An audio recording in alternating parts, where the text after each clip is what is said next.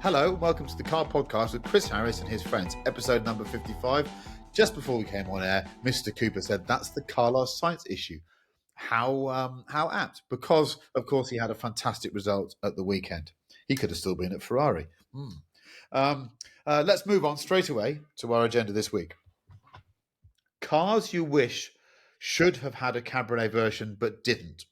I'm not sure that's the best English, but there we go. Cars that should have had a cabriolet version that didn't, in your opinion. I'm going to start with Manish because I rarely do on a car question. Go on, Manish. So this brings me back to my absolute love of wedge cars of the 70s. And I think not enough of those had cabriolets. Just list all the wedge cars I'm in love with, apart from the Countach. I am so pleased there is no possible cabriolet for the Countach because of its heating problems. You had to have those boxes. And my understanding of a cabriolet, I know we've discussed this on the pod before, but it's something with a completely fold-down roof. That is the definition, isn't it? Is it? I thought that was the agreed upon definition. We're not talking about Targas. No, We're not talking about exactly. We're not talking about Targas. Yeah. So, I think actually the most beautiful one would probably be a Maserati Merak. I think because remember I've told you I have a slight problem with the posts at the back. They sort of trick the eye into making you think this car's got a lovely slopey back, but they're actually just two bits of steel that are paint coloured. And I've never loved that. And I think actually if you took that off, that would be a very, very... It's also a four-seater. It's a four-seater. Be an unusual cabriolet as well because it's got this engine at the back that's a V6. Yes, a Mondial.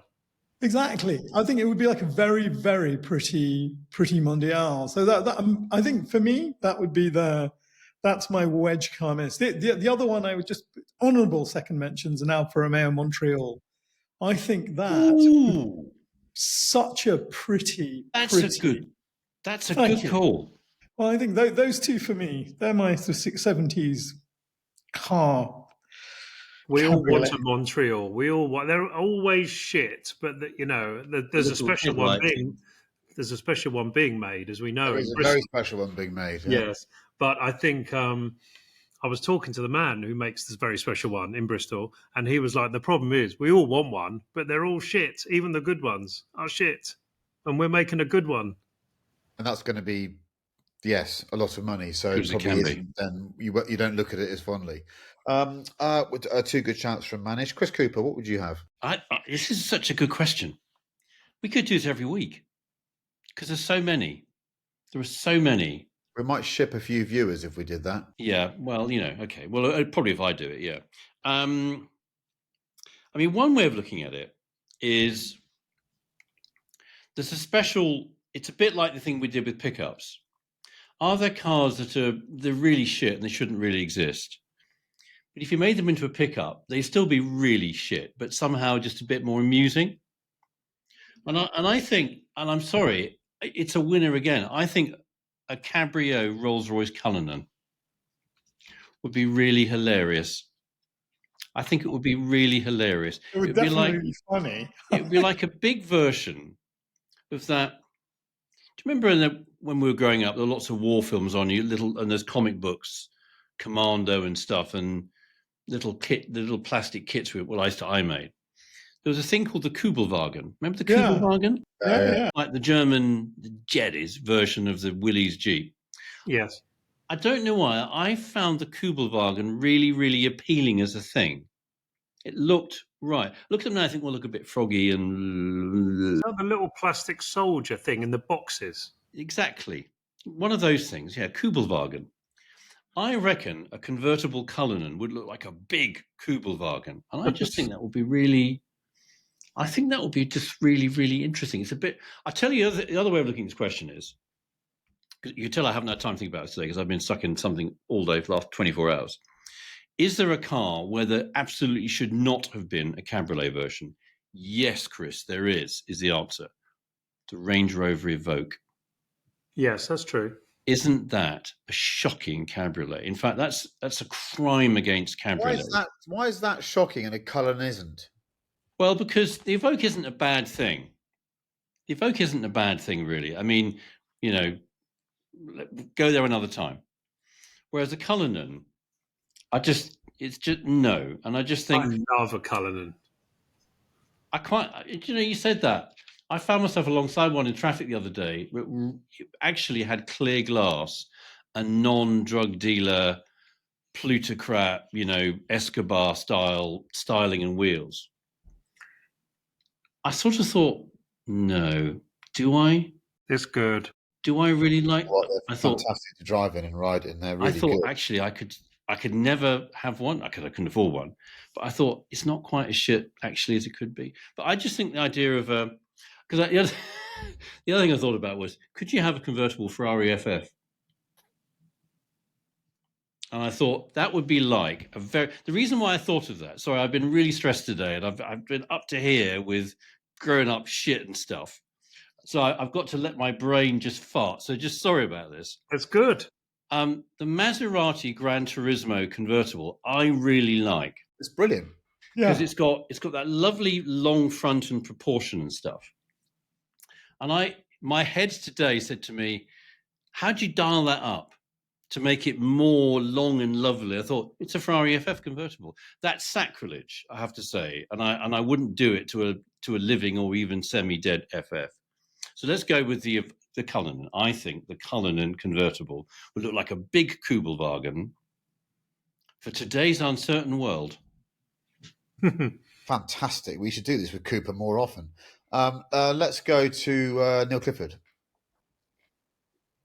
I've got one dreamy one and one real one. Mine is the F12. I left that to you. I thought that is the obvious one. I'll leave that to you. Yeah. We're all about the F12 at the minute, and you imagine a convertible of that.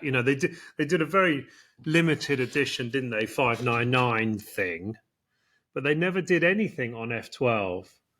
And F12 cab would just be, it's like 928. 928. I'd have loved a 928 convertible. There is one out there, isn't there? There is one, but there's like Strozeg or whatever. Strozeg, yeah, with the straights.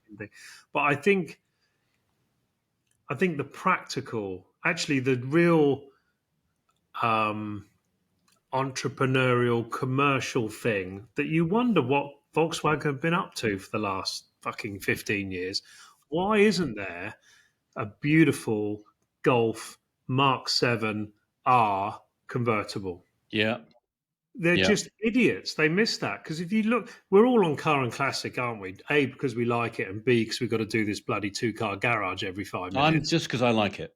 Just because I like it, of course. But when you're flicking, you see all these lovely Mark 1 convertibles, don't we? Yeah, they look better now than ever. Better now. And you think, 10 grand, it's going to be sort of semi-shit, but it's super lovely, bit designed on an Etch-a-Sketch, but in a positive way. Gorgeous. My daughter's got the big, because if you want a new-ish Volkswagen convertible, you've got to buy the Beetle. Oh, no. Which is basically a Golf, isn't it? Wrapped in a Beetle. But it is a little bit feminine, in my view. I know we can't say those things anymore, but it's not for me, the Beetle. My daughter looks wonderful in it. I'd like a Mark 7 Golf R convertible. And they'd have sold hundreds of thousands of the bloody things, wouldn't they? Yeah. If you go back to Escort, we all wanted an XR3. I know it's a bit more Targa, wasn't it? There was that sort of convertible thing. Yeah. They didn't have did they have XR3 convertible? They did, yeah. Yeah, they did. Yeah. It wasn't called XR3. It was called 1.6 gear. 1.6i. Yeah. Was it? Yeah. That whole period of late 80s, early 90s convertible thing, it sort of felt like you made like 325i, obviously. They should have it in Golf. Makepeace off of Dempsey and Makepeace. Oh, yeah, blue one. She had one of those Escort convertible things. That didn't make her look untidy at all. Is that so? Neil's done his two there. I struggle with this because it's one of the few things I think car makers tend to get really right. Because when you see people that have hacked a car apart to make a convertible, it normally looks shit and reminds you that for the most part, car makers are very studious in what they will turn into a convertible. And most of the sort of Sultan of Brunei type convertibles, the specials that you see, you go, not quite there, lads. There's something that's not quite right. I'm talking about the 928s, the 456. There's probably a convertible to just about every expensive car ever made that's been commissioned by someone that owns a country. I think there should have been an original BMW 8 Series convertible, because that would have suited God, Yes. yes. just the rake of the front of the car. I think I disagree on some of the things you said, because I think cars that have a very strong C-pillar don't lend themselves to being convertibles, and I can't think of much stronger C-pillars than a Cullinan or an FF, if I'm honest with you. If you remove that strength, that's the arse bone of the car, isn't it? I say 8 Series, the car that should have been a convertible from the start, and they did make a couple, and there was one for sale recently, is the Testarossa for me, because it just convertibles are the ultimate theatre. They're the peacock version of the normal bird, and therefore the most peacock car I think ever launched is probably the Testarossa. When it came out, we were all like, "What?" Even now, when you see one, you go, Yes. "What were they thinking?" Yeah. And I've seen that one in the Raw. There's a 512 TR version as well that Gerardo had, wasn't there? That just looks like the car from Outrun. There's the Agnelli silver car. I mean, just looked magnificent to me. So, I mean, other stuff. It's a difficult one, because I had a long list and I wrote them all down. And I thought, I can't justify any of these because I don't think they look that good. I thought they would. Testarossa looks fan-bloody-tastic. But that should just be in a convertible, shouldn't it? Sorry, so just one thought. This may be completely apocryphal, but I heard this story about the silver Agnelli Testarossa. It was apparently after he'd had his accident, Agnelli really found it very difficult to change gear because his left leg just didn't work properly. And so apparently that car, it's a one of one, that sort of beautiful It is, yeah. powder silver color. So apparently it's a bit James Bond. The gear stick doesn't work. You press a button and this may be apocryphal, but apparently the footwell opens up, the clutch pedal vanishes, the footwell closes, and it's an automatic. I have heard this. Sounds I mental. know. If someone can verify that, I mean, I have heard this from an authoritative source. I think the winner is the 8 Series. Oh, The 8 Series. I think that would be. It's kind of like me. They're all over it. It's sort of like, don't mess around with those 650 cabs. Go back to the original. If somebody's listening to this, that's quite half a deb with a little graphics thing, could they send us in a photograph of an 850i cab? That would be. They also send the mirror. I've got the Agnelli car here. Okay. Yeah. Because it was at our friend Rorky's. Yes. We'll post it.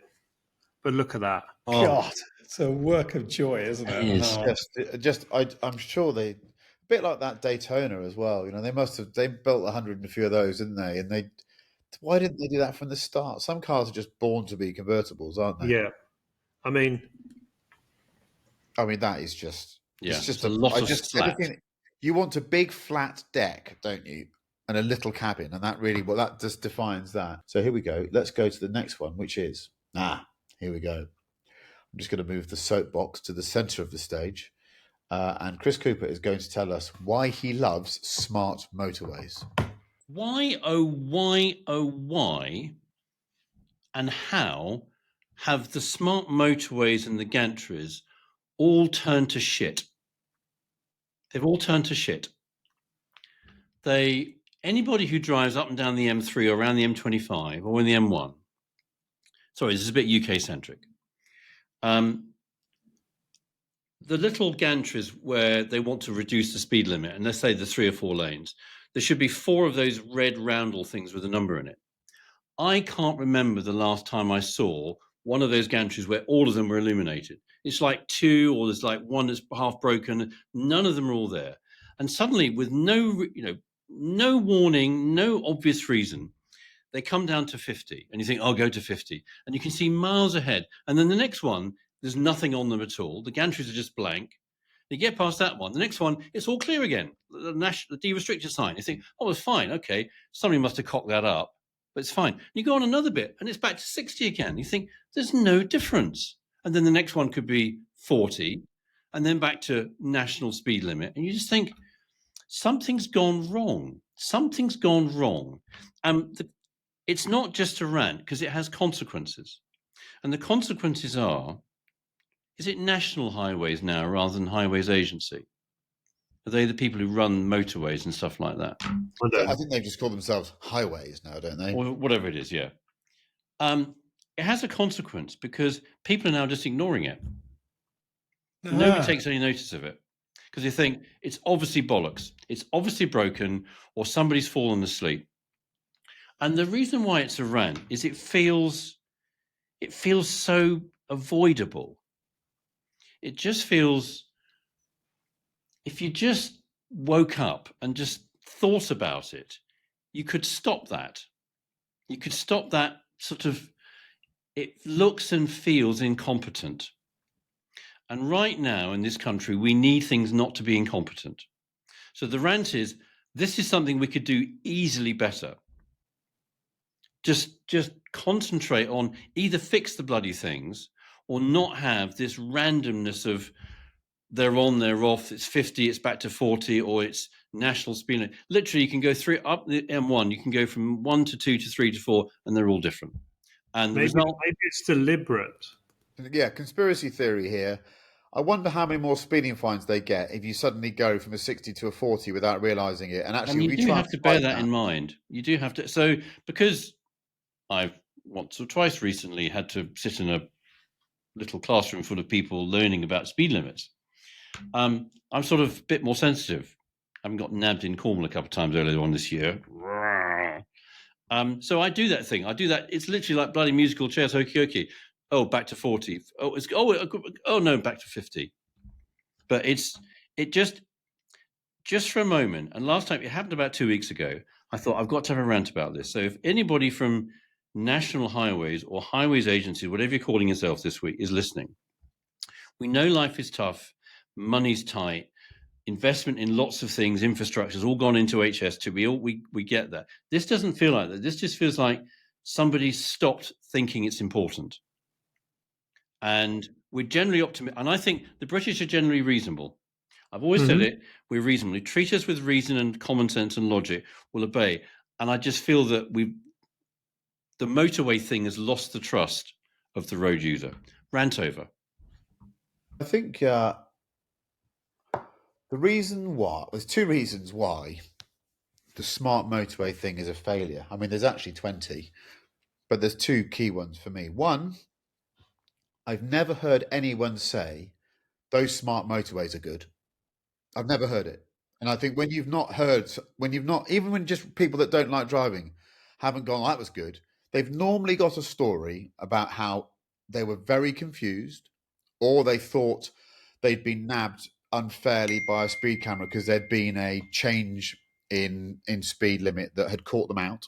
Or if they'd been caught speeding, they thought, I now feel it might have happened, but I don't know if I've got any recourse. Should I just argue it? I'll just take the points.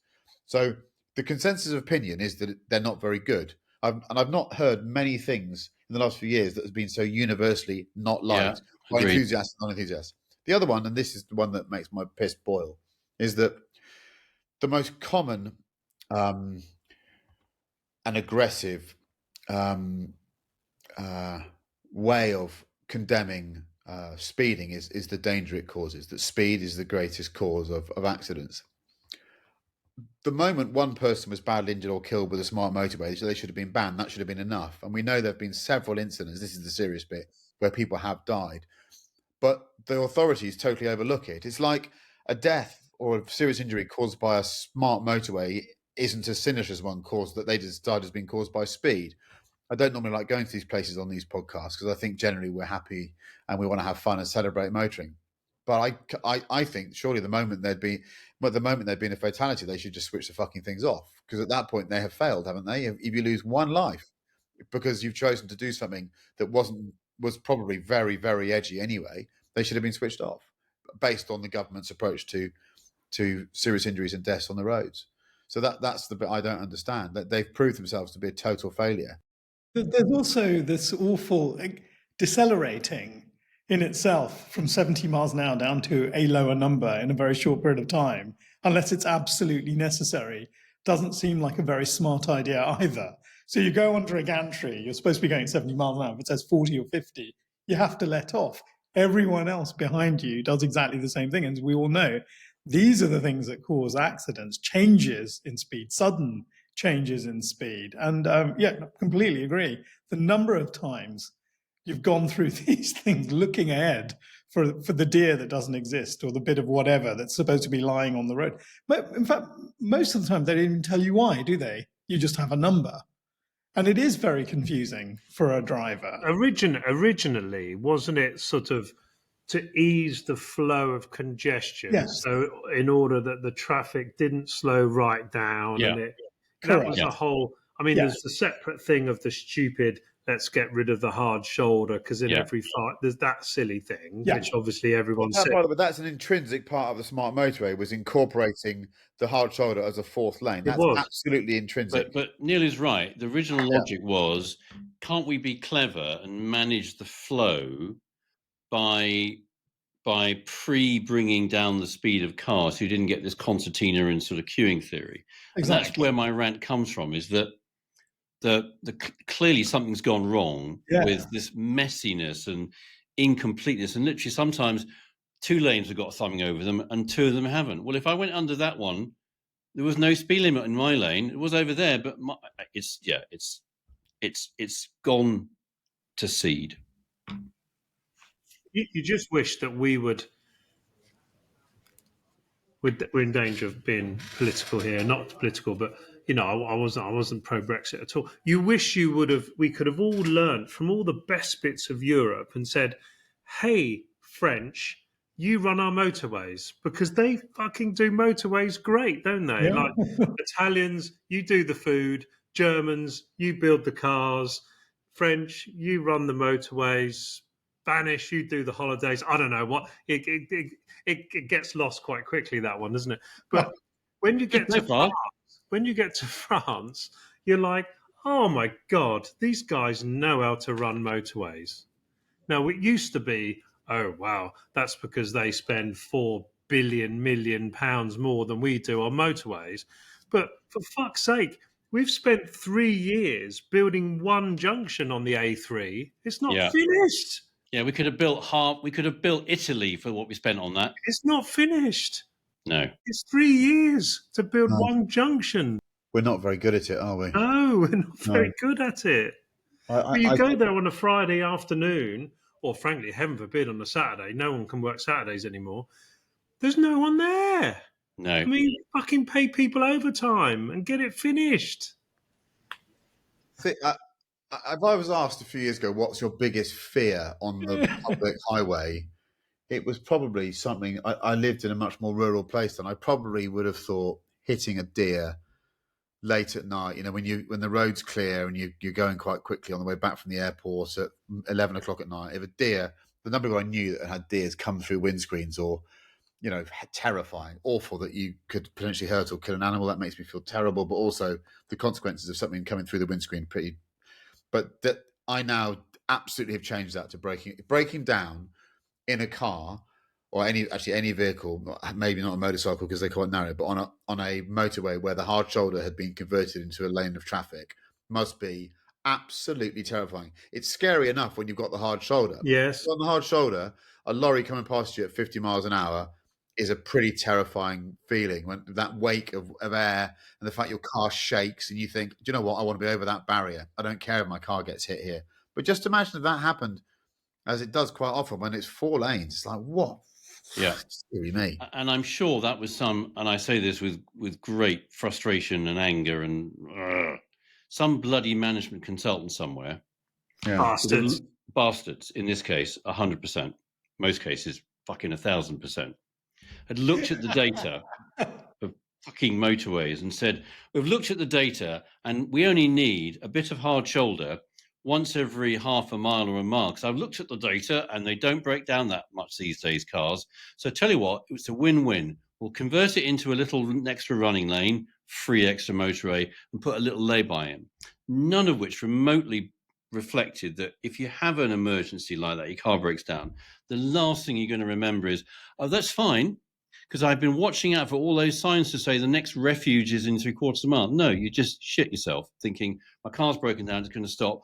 Oh, I'll either stop in the overtaking lane or I'll try and. So you end up being marooned nowhere near those refuges. And I think Edmund King, our chum of ours from the AA, president of the AA, all credit to him. He was one of a number who campaigned to say this is wrong, and now the program's been stopped. So well done, Edmund. Yeah, well done, Edmund. Will Tesla recover in Europe? I'm going to answer this first. Because I said before the show started, I might just say, do we care? That's a bit arch, isn't it? The answer is we do care, because whether you like it or not, whether you like Tesla or not, it is one of the most exciting car companies that's emerged in the last 50 years. It came along, it did extraordinary things, not always things that we liked. The way that it's been run has been at times extraordinary, and the claims it's made have at times been ridiculous. But I do love anything that comes along and disrupts and makes other people or a wider industry reflect on what they're doing and whether they needed to kick up the arse. The answer is the car industry did need to kick up the arse, and Tesla did do that. So, any man that can land rockets should not be dismissed as being a moron. Sorry, that's a very stupid thing to do. 100%. So, and this is an apolitical podcast, so I'm not going to go there. I don't really care about any of that stuff. I think Tesla sales won't recover to the point at which they were in Europe is my take on it.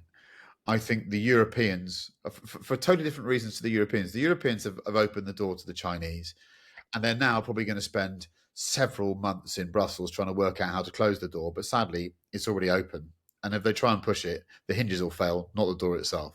So I think the Chinese are there to stay in the EV market unless they can tariff their way through it. As for Tesla, I think Tesla is the company that's most at risk of being caught up by the established prestige brands, because Tesla doesn't have the tech advantage or the brand advantage to stay beyond them forever if there's a big lull in sales, and and that affects their future R&D spend and what they can do. I gather they've got some amazing product coming, Tesla, but I don't hate them the way other people do necessarily. But I just, if I was BMW and I was Audi and I was Mercedes, I'd be thinking that Chinese thing's a disaster. But I would be licking my lips at a faltering Tesla. Would be my answer. Let's go to Neil next. I agree with you, really. I don't think we can underestimate Elon, a man that can out space rocket NASA. Yeah. You know what I mean? NASA's pointless. NASA's pointless. He's like subcontracted NASA and done it better, isn't he? He can reland the rocket. I mean, you would have thought that was impossible. It was out of Thunderbirds, isn't it? So someone that can create a business like SpaceX and deliver what he's done, I think it will recover. I think it's hard to say that it will recover to the point because he had such a march on everyone. I don't really understand, and I should, the charging network thing, because obviously he's a big advantage there, and the capital they put down on the charging network and all of that bit. I'm sure that still is an advantage if they released an amazing 5 or 6 new cars. If you look at his new bonus plan of whatever it was, $1 trillion. Yeah. If you can get the market cap to $8 trillion, and there are companies at 4 or 5 trillion now, aren't there? So he will be sat there saying, actually, I wouldn't mind a go at this 8 trillion. I quite like a go at that as well. Yes. The 1 trillion. I know he's got to deliver some sort of 1.2 billion EBITDA or something. So he can't do it and be loss making. No. I think there is an EBITDA connection to it. It's not just It's a bonus scheme. Yeah. It's not just but handout. it could be just share price. But I think there is a profit element too. Here is. But I'm sure that he and his team have got a load of great ideas about what types of cars we want to buy, because I think he's quite connected to the consumer. So I think if I was a betting man, I'd say he will do it. You know that weird character that opens the door to C-3PO and R2-D2 at the beginning of the Return of the Jedi, and he's got a sort of he's got like a slug's tail for a head that comes around here, and he says, "Jabba no Wonga, me Jabba Jabba," that sort of stuff. Didn't he say "ebit da"? What was that not part of his language? Yeah, What is it ebit is. da? Yeah. Me Maybe. Jabba Wonga ebit da? It could be. I don't remember that. What is it? Well, I don't even know what you're talking. What is ebit da? Earnings before interest, tax, depreciation, amortizer, profit. It's cash. There we go. It's not. Okay, It's good, it's sort of cash good. So generation. you have to, Sort but of I have no technical idea profit. any of this stuff at all. Yeah, it's profit. I think if I try to remember what the remuneration committee have set him as this target for the 1 trillion. One of it, I think, was 8 trillion of market cap, but one also was 1 billion of EBITDA. So he can't just do it through spin. He can't spin it to 8 billion. He's got to run it. He's got to run a proper business in a proper way. He's got to run a proper business, yeah. But he's clever, so I think he might. Manish, I reckon you might think differently about this. I think cars are also about feeling. I think they make you feel something. And I think that 20 years ago, and I look at the people who, could almost be 20 years now, there were 2 or 3 Teslas where I lived, and they were very expensive, very beautifully looked after, very sort of right on. Then the Prius kind of came, and people had those. And I think that, there was, as you said, you use the word disruptor, there was just nothing like it. It was just so innovative. It looked incredible. But there was a little tiny sign of kind of Elon's showmanship, if you like. I remember all those videos about this amazing kind of HGV that he designed and that was going to be ready in the next 5 minutes. And there was a great video of the thing going up a 1 in 3 hill and explaining to you it would have a 1 trillion mile range on a 13 amp plug. I mean, it was all bullshit. But he was able to spin that beautifully on the back of, kind of the people who believed in him. And I think that is gone. And I think it's gone forever. Now, I think you're absolutely right. You're left kind of with his financial genius, because he's not he came from PayPal, didn't he? He and Peter Thiel were pals. And didn't he buy the first McLaren F1 in California and crash it the day he drove it? Yeah. He's an interesting character. He's a father, we know, of 14 children from 14 different women, all by AI. They're all male. I don't know what that says. That he's a complex guy. And I think if a car becomes fantastically identified with its founder, like really fantastically identified with its founder, say Enzo Ferrari, Ferruccio Lamborghini, Henry T. Ford, it has a kind of knock-on effect on the car. And I think most people, I agree. Can I just say, without being too arch, there are a couple of German manufacturers that have recovered from such associations. Perhaps you're right. But I think that Elon's so personified. I think this is the point. There was, a lot of the crowd that loved him and made him and allowed him his quote-unquote eccentricities don't love him anymore. And then you've pointed out that the world's different. The Chinese are making cars that can absolutely compete with this guy. The European manufacturers, the American manufacturers have learned a lot from this guy. And so his advantages are what? Yes, he's probably brighter than any other sort of CEO doing what he's doing. He spans the world of finance and cars in a way like no one other than maybe Sergio Marchionne. So he's a brilliant guy. He's got experience. But I think what you're really asking, from my point of view, is the brand sullied to the point that it can not recover to its kind of idealistic, beautiful heights? And I think it is. I'd be very, very impressed if Tesla kind of recovers that market share for all the reasons you've said, but also because it's so closely identified with such a kind of flawed genius. I think that's succinctly put, Manish. Yeah. If that's true that Tesla is so solid, blah, blah, blah, then there should be no problem for Jaguar. Come on, Jaguar. Yes. Let's do it. Yes. So I asked the question. I got slightly different take on it. Tesla, the question was, will Tesla recover? Which sort of suggests it had a heyday. And I think it had a heyday when it was the synonym for an electric vehicle. It was the Hoover. It was the Bic of electric vehicles. When people said, I'm buying a Tesla, what they were basically saying is, I'm buying an electric vehicle. It's different to all of your lot because there was nothing else. There'd been electric vehicles before. They were a bit shit. Tesla came along, and yeah, he did think about the manufacturing and how do you make them faster and cheaper and so forth. And the business model was different, which was, I'm going to build a blue one, a white one, a red one, and a black one. And 3 times, once a month, a big ship's going to come over from the US and land at Southampton, and they're all going to be there, and you can pick the one you want, and it'll be a medium one or a big one, and that's the business model. That's the pricing model. And there might be some wheels, and that's about it. So he changed lots of things about it. So for a while, there was no competition. And then suddenly there was competition, but whether it's Chinese or European. And from a product management point of view, he clearly was stationary. He got the wild things about the trucks and the cyborg, whatever they were. So will Tesla recover in Europe? Could they recover in Europe? It's perfectly possible for them to recover in Europe.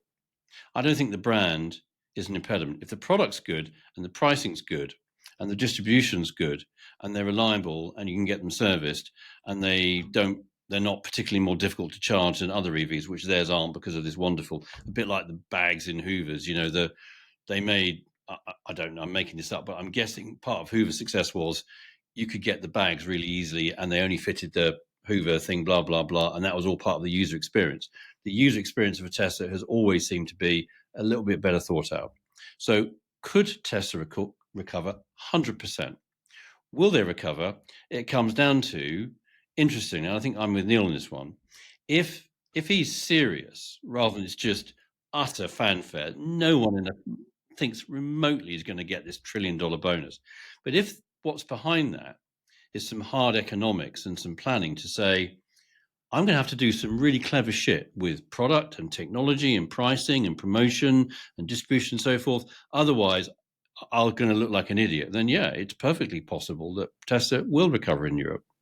I imagine if you do the maths, I think his peak market share Europe was I did check. Hold on, 12%.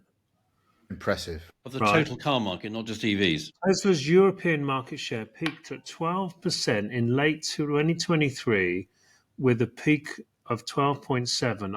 I think that we'd have to check that. But if it was 12% of Tesla's European EV market share, EV market share, so that's 12% of 20%.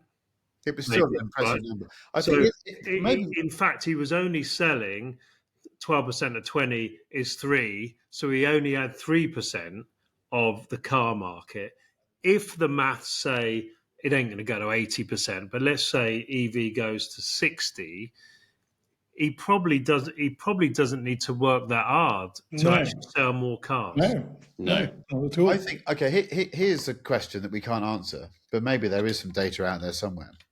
What percentage of people bought a Tesla, A, because they just fancied one, B, because they knew the user experience was probably better than all other EVs, and that includes the network, the charging network, which is easily the best thing about Tesla. I mean, the cars are pretty good, but the network is extraordinarily brilliant.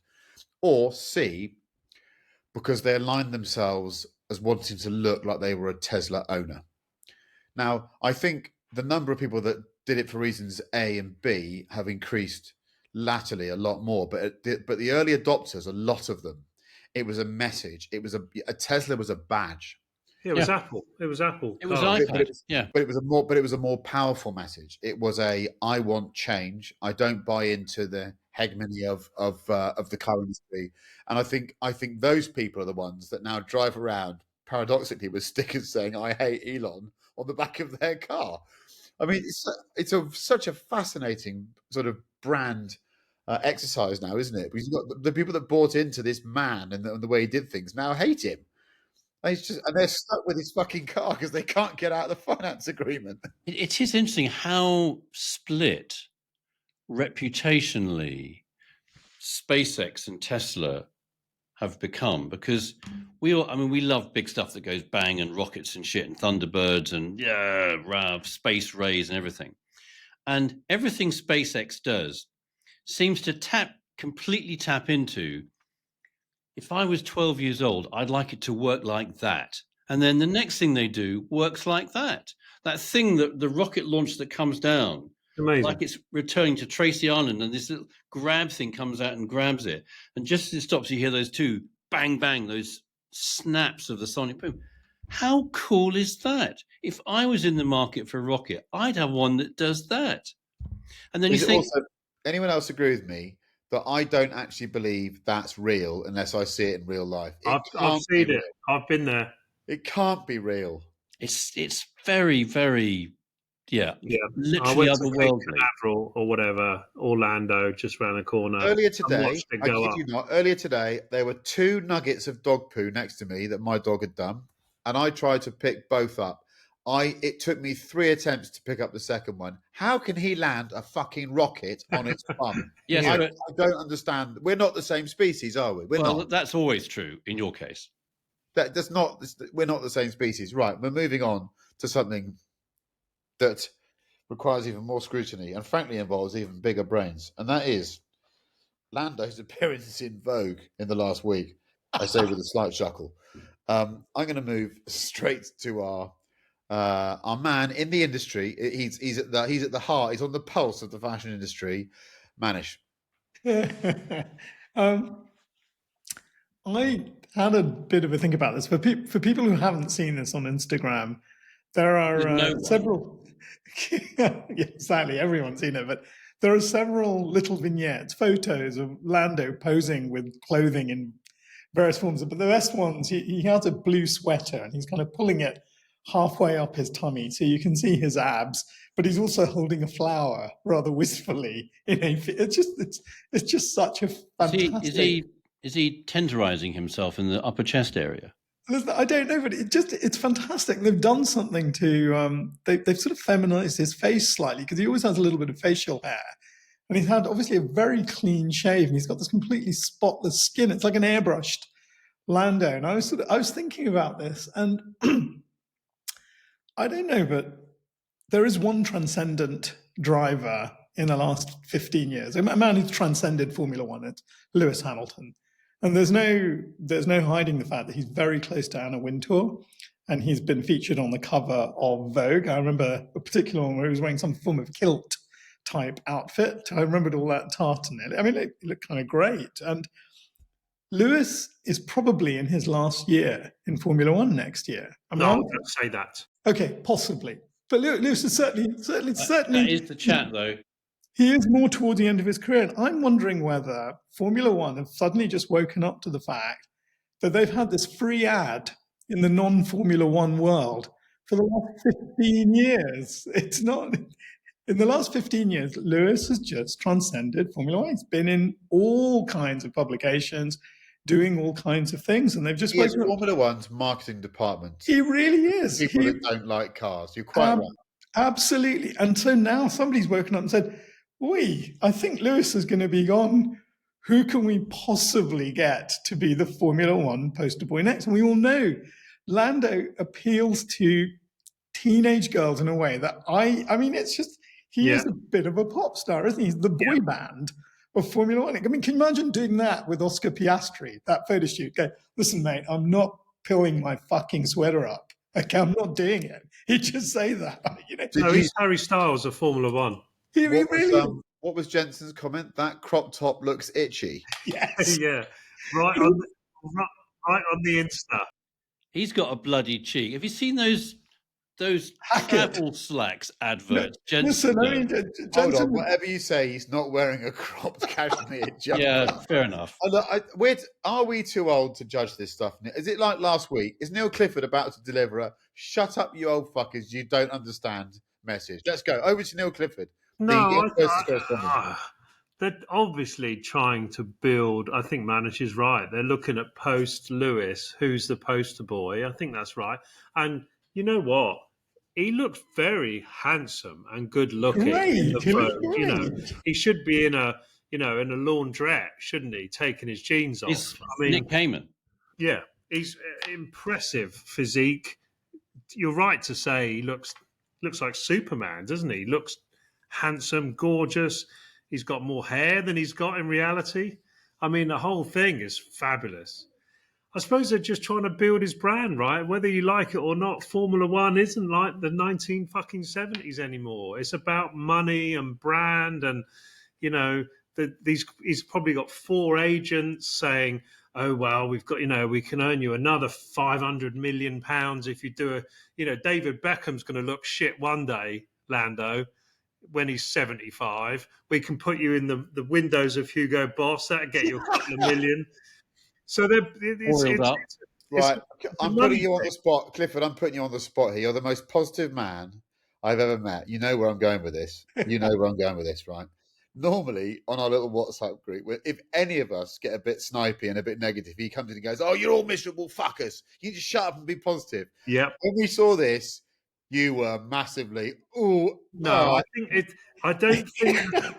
I don't think the styling, because it was, I don't know who styled it. It should be in GQ, not Vogue, because they've made it too sexy. They should have made it more Steve McQueen, to me anyway, macho. Yeah, I think the styling has been I mean, that all-in-one boiler suit look is hard to pull off, right? you Now, want to I rephrase could that, give it a mate? go. You yeah, want to rephrase that?" I think let me just, it's it should have been GQ. sorry, I It just got that look is tough. It's a tough look it is. unless you're going to Goodwood Revival. He's So he's I holding think a picture. Neil's the, holding a picture of Lando wearing a onesie that's unzipped down to the front. And the, the, the if you mistake Neil, they can I ran just a made say lovely that space on it, it would look right. the the last time mistake I they saw made, in that, my view, is giving that strategy to Vogue. They should have given it to GQ, or they should have given it to Chris Cooper. yeah. They should have told Chris Cooper to style him. They said, "Get into fat face, son. Get Yeah, some deck shoes on I'll and go see and you stand right. by that boat." Yeah. When I saw this on, when we all saw this on Saturday, I think, didn't we? And my first reaction was hashtag Lando Beckham. And I think Neil's right. At some point, he'll be 111 years old. David Beckham won't look quite so appealing. Yeah. Mansplaining his knees and his thighs apart with those little dinky little thongs and oiled up and tattooed up and so forth. Lando, that's your future son. That's where you're going. And likewise, today in the sport he's in, he's going to get the shit ripped out of him next time they're all together because they'll be relentless on him. I mean, George with his getting his shirt off the whole time. George thinking, "Oh, I didn't know I could do that. I'm going to do that." He'll get the absolutely shit ripped out of him because of they just will. Is it? I mean, if he wants to do it, it's fine. It's just fine. I think he was. He might regret some of it, and I thought the sort of the crop top thing looked slightly, Have you Anyway, got one of those? when I was 6, yeah, I Yeah, had I know. I one. think the thing with doing Vogue, and I suppose GQ as well, you don't get any money, right? This is not a money thing for this. But You do it for nothing. But obviously, you're then going to meet with Bruno Cucinelli and saying, "Oh my God, look at Lando. He could be in your next ad campaign. Forget David. David's, looking a bit old." So there is a strategy to this. Yeah, I think there definitely is, and he's the one you choose. I think. Can I just say something else about Formula One? I know everyone wants to can say I something make about. one point about the fashion before you go to the other Formula Yeah, One thing? yeah. So I've always taken the slightly old-fashioned view that any sports person can kind of do whatever they want outside the sport, so long as they're operating at an incredible level within their own sport. It's a sign of confidence. You start to migrate your talent into other people's areas, other sort of forums of life, because you're so good at what you do. You transcend your sport, don't you? I think it's more problematic if actually you're spluttering a little bit in your own sport, that you suddenly start putting yourself out there. And I think that's where sport becomes a very binary, simple thing that anyone can go, "Are you getting distracted here? Shouldn't you be concentrating on winning a World Drivers' Championship rather than doing that?" I mean, that's what your housemaster would say at school. They'd say, they'd say, "Right, concentrate on what you need to get done, and once you've done that, you can go and have a free swim, and you can go to the tuck shop, but you're not going to the tuck shop since you sorted that out. Till you sorted that out." And I suppose that's what I would say. I'd say just I don't give I don't understand any of it. I'm an old man. I'm wearing I mean, the fact that Jensen, but that looks itchy. It's such a great word, itchy. Well done, Jensen. You fucking legend. It's a great response. But I just think you gotta be winning. You gotta be winning championships before you get your tummy out. I suppose. I Yeah. think Is that a that's fair right, comment or not? really. Win a world championship and then do whatever you want. It should have been Jensen, I suppose, shouldn't it, really? Yeah. Well, he's got a world driver's championship. That's why Jensen can do anything. He Yeah. can do anything he wants. Yeah, and he's got sort of a bit of a charm, and he can get He away would with it. do it with a glint in his eye. Jensen, you would be able to look at it and go, there's an atom of in here that I know is taking the piss Yeah. when he's looking at me. And I suppose that's a real skill to have. Yeah. He seems to do that whenever he talks to me, he's got that look in his eye as well. I should probably learn something about that. Right. So the race and Formula this One. weekend, wouldn't it be amazing if he won from here, Max? Actually, that quote comes from a different sporting, unbelievable turnaround. 2013 in the America's Cup. The American boat, skippered by an Australian guy, Jimmy Spithill. Anybody's watched sailing, Google the 2013 America's Cup, an amazing thing. The Kiwi boat was 8-1 up, match racing, 2 boats, best of 17 wins the America's Cup, the oldest sporting competition in the world. The US boat was 8-1 down. In other words, the Kiwis just had to win one more race, and the Americans had to win another 9 races, 8 or 9 races to win it. And the skipper said, wouldn't it be amazing if we won from here? And that's where Max is now. And the interesting thing I thought was Team USA was actually Oracle Team USA, and Max is Oracle Red Bull. And I'll tell you what, I'm so glad you've said that, because I was about to dive in there and say only this podcast could make the popular comparison between Max's hunt for the world title and the America's Cup, because we are brilliant at that. I love it's just, I think it would be as big an upset if Max did it, but he's there. Even Max said it still looks quite hard, and you think he's on it. Yeah. I'm asking you all a question now. To what extent was Max's resurgence of form over the last 2 races responsible for the error-strewn weekend that Piastri had? Spanish thoughts? I think it was just a one-off for Oscar. I think the greats do this. I think they all do this. I remember, Max sticking it into a wall a couple of times, same place at Monaco. We've got to remember this is Oscar's 3rd season in Formula One. He's been in a competitive car for a season and a half of that, and I just think that this stuff happens. Well, I can't remember who analysed his accident again. The small mistake was that he looked a little bit too hard at the car in front of him. Yeah, you're following that. You can see that. Yeah, so he didn't have the best qualifying, but it was a very, very scrappy qualifying. So I don't think this is some huge implosion. I don't think Max will do it. I wasn't saying huge implosion, but to what extent? Sure. Okay, I understand. Was it provoked by Max? Maybe Lando. Maybe Lando. No, I think so. I think it's what's fascinating is that I think Oscar in his head has got Lando completely covered. I don't think he views him as that much of a threat now. I think he knows that in a 50-50 ball, as they say in rugby, contact place, he's coming away with the ball. He's just proved it so many times. So he hasn't had to think about Max as even being a proposition. But now he sort of has to, because Stella, even though he's being a bit arch in the press, that they have to be aware that he's not out the way yet. And he's a very different proposition. So, the maths are 7 races and 3 sprints. So what is that? 7 times 25 plus 24, 199. Is that right? 120. 199, I think. So there are 199 points on the table. How do you add up like that? Why can't I do that? So I'm just saying that of course it's doable, but I think a bigger factor for Max is going to be the fact that if Ferrari and Mercedes can actually get their acts together and start creating a little bit of a buffer zone between his genius and whatever McLaren can do, that's, I think, probably a bigger factor as we see this season out. But you make a massive point, which is Oscar's not worried about. How far is he behind then, Max? 69 points behind Oscar. And 40. Lando's what, 31 now? Is it 31?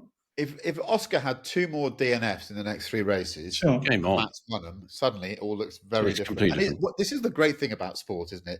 Yeah. We had written this off as a 2-horse race 5 races ago. All of us. It was which one's going to win. We weren't even thinking about Max. I love sport for that reason. And isn't Miki's aren't Red Bull just looking like Red Bull again? If you look at Tsunoda, he did not have a bad race either. Finally, so They look slightly poorer today than they were on Sunday.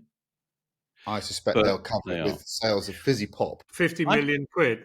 Well, at least that, yeah. I've got a question for you about the race. It's little question time. How many drivers have finished every race in 2025 so far? No idea. None. 1. Who is it? Okay. This is a really good reaction.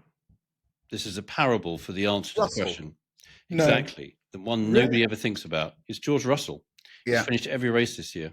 Yeah. And I thought it did, because he was clearly got the lurgy or something, probably COVID or something, I suspect, because there's a lot of it Did you around like right now. my acting there? Because I read that a couple of days ago and I thought I'm going to really tease it out to make it look like I've thought about it. So that was good acting. Almost Let's like see you what- cared. Yeah. Right. Let's move on. When do we have another episode on where's Horner going? Because he's got his money now. Yeah. But do you know what? Everyone should want him. I I agree. Ferrari. Fuck. Yeah. There's some people that should have him, whether he'd Yeah. go. I think he wants equity, but Ferrari. Yeah. Don't Ferrari win under British? Yes. yes. big time? Big time. That is all the fact. That's all the data points we need. That's Also, it. Oh, we've sold heard- Ferrari. Jerry's fluent in Italian as well, I've heard. They'd be like chameleons. You wouldn't even know they weren't Italian. They'd just turn up there and be like, da da da da da da da da da da da da. They'd be absolutely Yeah, natural. and you know what? How brilliant would it be if he went to Ferrari? It would. I think Lewis would be out of a job quite quickly, but that's another conversation. Jay, you have to choose then, Neil. Right, Exactly. moving on. We have to move on. Yes. Okay, stop it. But all of you, stop it. Silence in the ranks. Come on. I feel like Corporal Jones now. Come on. Stand to attention. Here we go. Can supercars have cup holders? We ask the serious questions of our time on this podcast. I'm going to go straight to Manish. I've owned 2 cars, Pandy. I think no. I think no, and I think it's a weight thing. I think a true supercar is all about no extra weight, and I think even the 300 or 200 grams of some cup holder in its mechanism, the fact you've got to incorporate it onto the dash or the central pillar somewhere, I think no, absolutely not. No supercar should have a cup holder. Okay. That's it. I think that's a very supportable position. Chris Cooper. Of course it bloody can. Of course it bloody can. I mean, and why not? You know, it's a car on a road, and at some point, and I know Neil and I differ on this because he doesn't like cup holders. It's one of the very few things he's negative about, apart from all the other things he's negative about. And Negative people. That's the only thing I'm negative about. I hate those negative people. Fucking moaners. Yeah, those moany old I'm gits. negative about Those fucking moany old cup holder addicts. Them and their cup holders, they're all negative. Right, so Chris I think a Cooper's supercar can have a cup holder because okay. I just like a cup of tea. I like a cup of tea on a long journey. If you're in your supercar, I don't really have a supercar. If you're on a supercar, you've got a long journey in the morning. Best journeys from the first thing in the morning. You get up, make a cup of tea, put it in a little travel cup, put it in the cup holder. The road is yours. Okay. Yes. Chris, What? does an F80 have a cup holder? You've driven one. You said they're good about town. Does it have Very good question. It's a very good question. I can't remember. I'll have a look at some pictures I took. That's probably actually a good. It probably proves a point there, Manish, as ever. So we've got 1 yay, 1 nay. Let's see whether we have another yay or nay with Mr. Clifford. No. Oh, no. For those of you that listen to this, no Clifford has a red button he holds up that says no on it. You shouldn't fucking drink hot drinks in a car anyway. Yes, that is correct. Any Stop. car. Just pretend you're Italian. You stop, You go for a little coffee for 10 minutes, 5 minutes, and you get back in your car. I agree with that. Meanwhile, with my cup of tea, it's different. Have your cup of tea before you leave. I'll be late then. Get up earlier. 5 I minutes. got Get up up. early. Don't be a lazy bastard. Doesn't matter how early you get. You want to get up earlier. I do love the fact that on this point, Neil is an absolute purist. He's willing to accommodate just about every other opinion, but the only True. point at which he views life in ones and noughts as a true binary human is over the issue of drinking in cars. It is. Cup Yeah. holders. I don't like them. Yeah. I agree. Okay. Well, I won't. I don't have a casting vote here. I can only bring it back to a draw, and I'm going to say something awful. I'm totally ambivalent about it. I just couldn't care. It makes no difference to me at all because I think I've just lost interest in supercars and hypercars. I don't really care. What I But do know, do you use the cup holder though? I use the cup holder in my yellow You do? car daily because it's my daily car, and I like coffee. And there's coffee all down the dashboard. There's coffee marks that go from the cup holder into the glove box. There's a pool of coffee in the glove box. I don't really, I just want I want a bit of practicality. And one of the frustrations of old cars is they don't have cup holders. I do find that annoying sometimes. So I don't really care. I suppose what I do like is when design teams try and do something really funky with a cup holder. Like you go back to those old Saab cup holders where you'd press it and it'd come out and it would sort of come out and swoop down. You think that's clever. I thought 991 was good. it's great. So there was so much cleverness, and I suppose every time you decided to reveal the cup holder, it gave you a warm glow inside. Now it's just a hole where your elbow should be comfortable, and I find that lazy. Unless you're an American SUV, where I do love the fact you can fit a 7-litre gulp next to your elbow. That does make me laugh. They did do an immensely good one, didn't they? In that new 963 SP thing. Yes, that's like a giant big cup. Almost, it is a taking the piss cup holder, I think, isn't it? Yeah. But it looks quite good. But I don't like cup holders. We know. There we go. We're going to get you. We're going to buy you a cup holder T-shirt. Do you know what I think we should do? Is just Mr. Cooper. I think what we should do is get somebody to design a thermos that you put in the boot of your car, and it is a thermos, and it just has a drinking straw contraption, and it's tea a doesn't pressure work in with a a thermos. valve.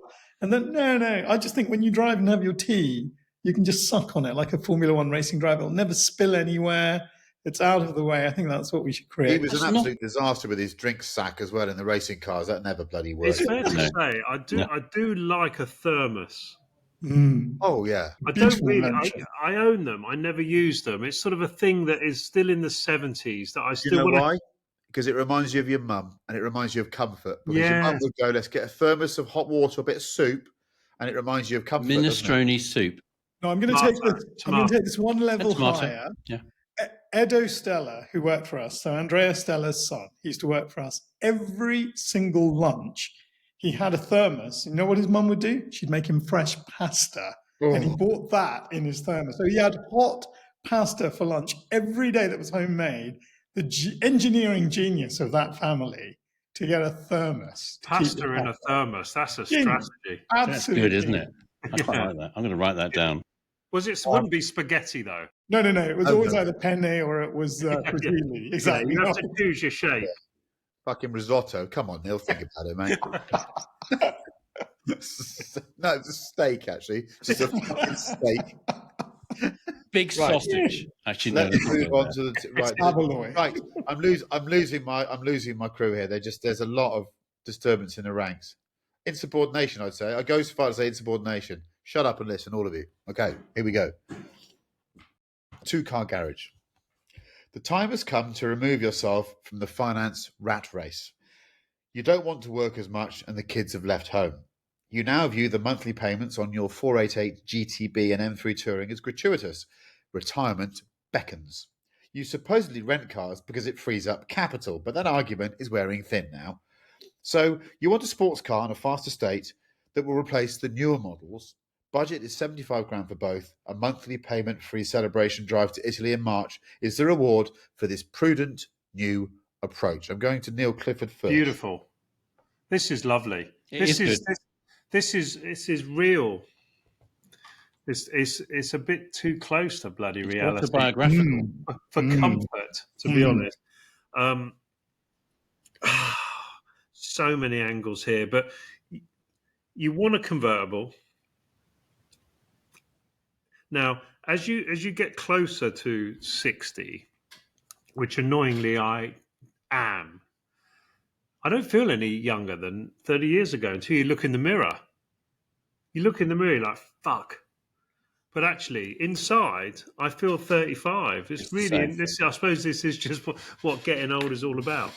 But as you do that, you tend to, in the lucky position that I am, that I enjoy cars. I've got some good cars. You move closer towards this badge. Yeah. He's holding up a Bentley badge to those of you that can't see. You know, this 15 grand Bentley Continental GT, which has actually caused me all sorts of bloody problems. But anyway, that's another podcast. It now works, and it's now got tyres that aren't 17 years old. You move away from the sort of aggressive Porsche 911 thing, and I suppose I'm on my way. Hopefully not with Jaguar. I know that was my analogy last time. I'm on my way to the cemetery, and from Porsche on the route to the cemetery becomes Bentley. And you think, oh, it's just lovely, this car. And so I would buy a Bentley. To cut a long story short, a Bentley, I say this car too often, I get criticised for it, but I'd have a W12 Continental GT C, isn't it? Is the C with with the C. There's a lovely one. Obviously, we're on Car and Classic, aren't we? That's where we're buying all our bloody cars. And it's a blue one. Here it is. It's upside down. It's round, Nice. Blue. Look at that. It's in the auction. I've been very. How many days left on it?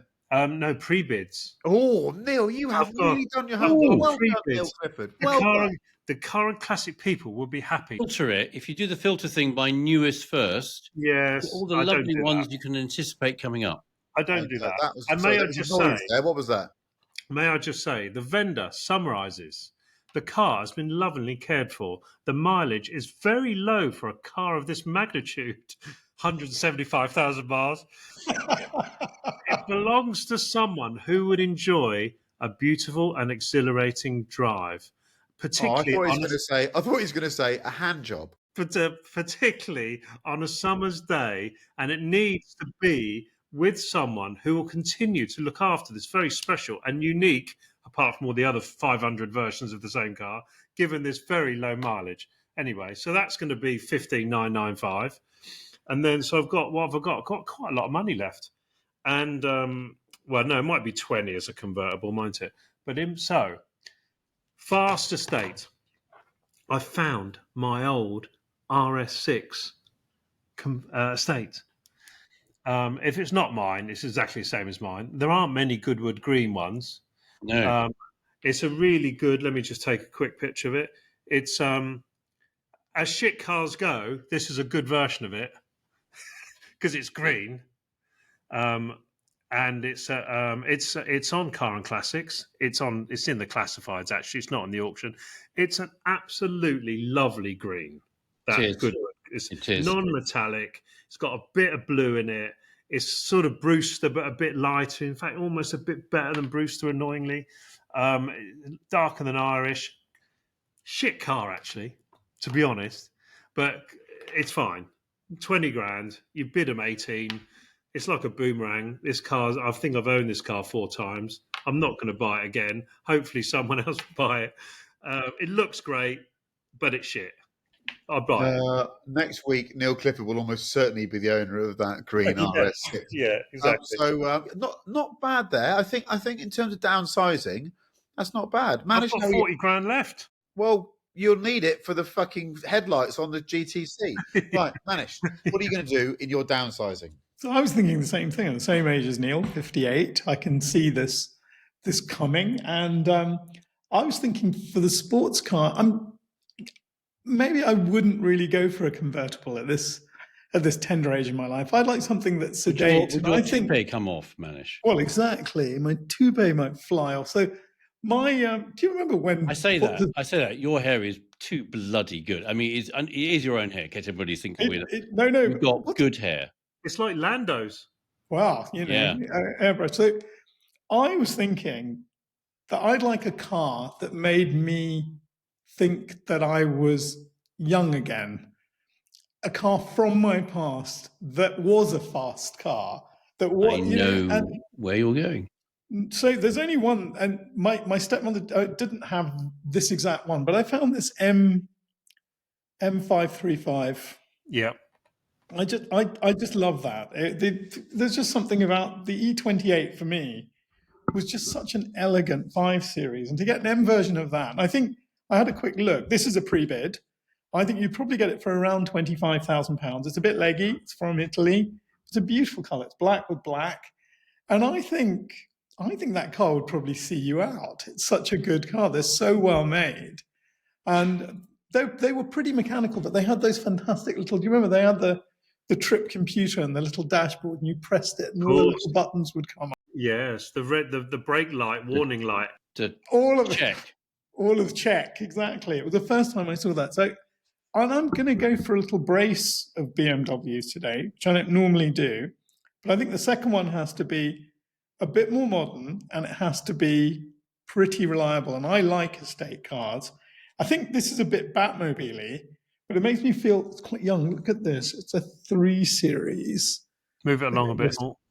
Oh, Yeah. M3. Yeah, got it, yeah. Look at that.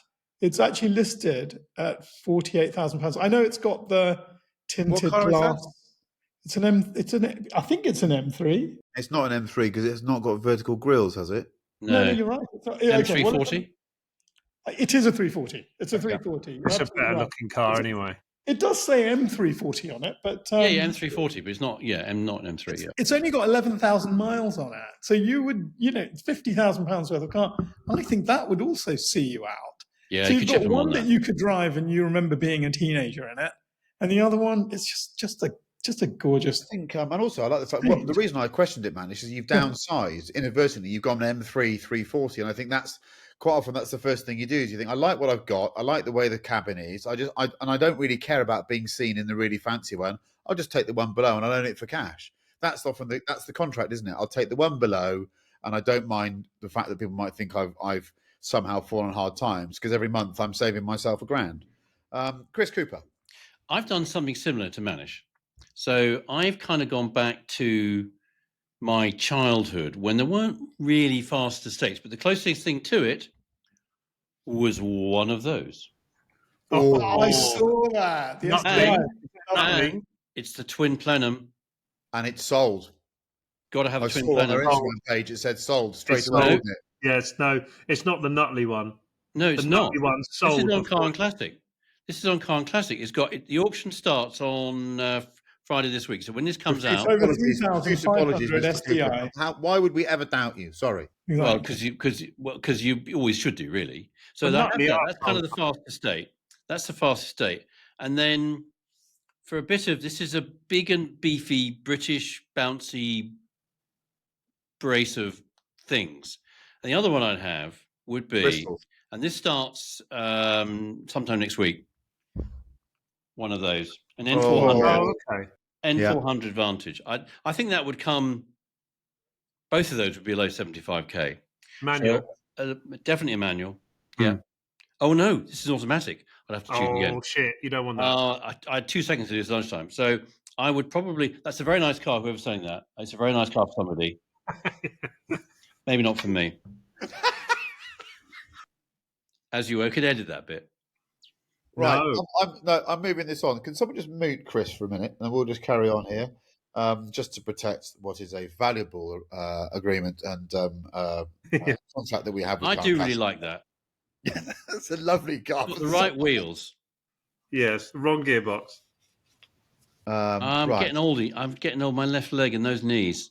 Yeah, that's the one. That's the one. Oh, you going auto then? Yeah, I'm going to go auto. Yeah. I'm going for, I've got 75 grand. I propose this and I thought, what's the most awkward sum of money I can give? And 75 is really awkward because it's not really giving you access to what you want. And I think that's why this is vaguely realistic, because I think the most important questions we ask ourselves aren't easily answered. And this one is not easily answered. So I'm going to go, first of all, with I need something reliable and that can be run daily and I don't have to worry about, because that's what the M3 did. So I'm going to go for a V10 M5 Oh, because they are incredibly reliable vehicles. This Yeah. one, Nothing goes has wrong even with them been- ever. Yeah. This one's even been treated. I've run one. I can tell you, mine has run faultlessly for the last 9 months on some axle stands. So this one has been treated, as they all have, to the mysterious new engine fitted by, and it was fitted by a BMW dealer. What Since colour is then, it? Was it white? it's Alpine Weiss Drive. Wasn't the Silverstone colour? Alpine Weiss. Come Oh on. yes, okay. Alpha Yeah. white's good in that. It's a 2010 white saloon. It's a cool car. Late model. Heated rear seat. It's a very late car. It's done 100 and a bit thousand miles, but it's on its second engine, and the bearings have been done on that engine. So I reckon that will run. Chicken That will dinner. run. And also, it's very frugal. So you're going to save money on fuel as well over the M3. The next car I've chosen might be familiar to one among us, because I've been looking at this bloody thing for ages. It's been lurking on the internet, and it is a Ferrari 456, oh, but it's in this beautiful yeah. red, and it's a sort of dark red. It's not a burgundy, and there's a hint of orange in there as well. That's the cheaper manual version, isn't it? That's no. This is the automatic. This is an automatic, Is it? and it's a really lovely car, and it's Pricey. been lurking for a while. Now it's an auction, and I have to say, if I had the resources, I'd be buying it. I'm sort of over the manual thing. I know they're better as manuals, but then they're twice as much money. And how are you going to use it, really? I've not heard Manish once say, "I wish mine was a manual." So Yeah, I'm sort of- honestly, just to drive in central London, it took me 40 minutes to get the car from its central London home to a bit of motorway where it could get up into third. You know, and that is, it's absolutely maddening. Just Anyway, what about the car? oh dear, we've reached Father that. joke. Quickly So, snuck one in. I have to say, I just keep looking at this car. It's been for sale for a while now, and it's It's a just beautiful car, Chris. absolutely- I know, but I can't. I'm not in that. You could put together your shrapnel strategy. Well, my shrapnel. I mean, look at Exactly. this. It's got a porno interior as well. It is quite nice. No, we Yeah. love it. I could do my shrapnel strategy, and that's the best that I could do really of those two cars. Let's do some music. We've gone on quite long today, so we need to probably wrap this up, chaps. So let's go for some bit of music. Oh, that's my daughter. Sorry. There we go. Neil Clifford, bit of music, please. I heard a song for the first time yesterday. I was at a little fashiony thing, doing my work thing yesterday. Black Sabbath, which I'm not really a Black Sabbath expert, but Planet Caravan. You know what? I've never heard the song before. And you know when you hear a song for the first time and you're busy shazamming and you're like, my God, this is great. And it really is great. Okay, I'm listening to that straight away after this. Yeah. Manish. Simple Minds, Don't You Forget About Me. Oh, yeah, Love brilliant. that song. 80s anthem. Yeah, fantastic tune. Chris Cooper. This song this week, Matthew, is dedicated to my chums down in Falmouth, who run that amazing powerboat that I've talked about before, Eastwood Racing. Gary Eastwood, Tom Gardner, everybody down there at Eastwood Racing. They've got this amazing motor garage workshop that they just do all kinds of mad stuff in it. They run the boat out of there. Last time I was there, they were putting a Maserati rear-wheel drive drivetrain into an Alpha 75. I mean, they're mad people. They go to the ring. They take the stuff there. They're one of us. They've just won the UK Offshore Powerboat Racing Championship with this extraordinary thing. Wow. Put a picture up. It's got twin 900 horsepower big block supercharged V8 engines. It's offshore, so they go from Portsmouth down to Plymouth and then back all around the Isle of Wight. So they've just won the UK champion. Well done, chaps. And therefore, for you, my song this week is Speedboat by Lloyd Cole and the Commotions. There you go. Nice. There you go. My wormhole on my last long drive was Prince, who I don't listen to enough of. He's probably the most talented musician of our generation, isn't he? Extraordinary. Yeah. But I always like picking ones that people think are low rent, and that shows that I'm not one of the cognoscenti. So I'm going to choose Alphabet Street, because actually, when the drums kick in on Alphabet Street, they almost blow them out the doors of your speakers. It's absolutely outrageous. It's a great tune though. And I'm go and get lost in a wormhole of Prince over the next week on your That must be your 40 streaming years device. old now. Yeah, What's that? yeah, Jeepers. Genius.